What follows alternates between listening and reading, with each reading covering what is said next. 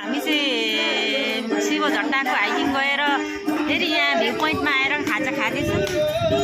खाइरहेको अवस्थामा यहाँनिर साथीहरू सबैसँग यहाँनिर एकजना सारङ्गी भाइले चाहिँ बजाउँदैछ है गीत।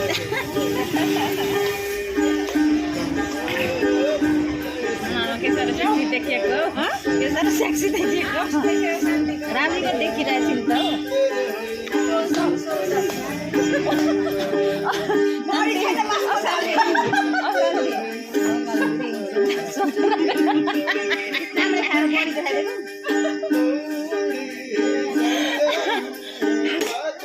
उता हाम्रो दुईजना बहिनीहरू नाच्दैछन् र हेर्नु यहाँनिर गीत चाहिँ फेरि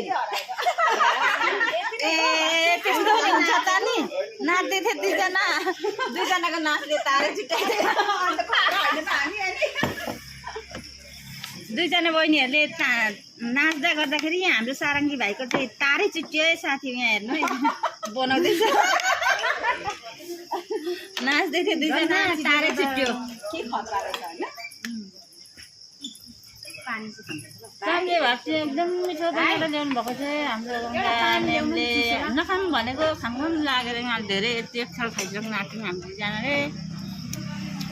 हाम्रो सन्जय म्यामलाई हेर्नु एकदम ब्युटिफुल हेरो नि बढी बुझ्दा खान सकिँदैन भने म गयो अरे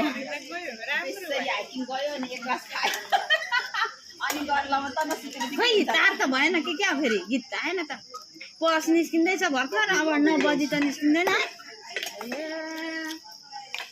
अलिकति गाउँदाखेरि मिस्टेक नहुने तरिकाले जानुपर्छ क्या।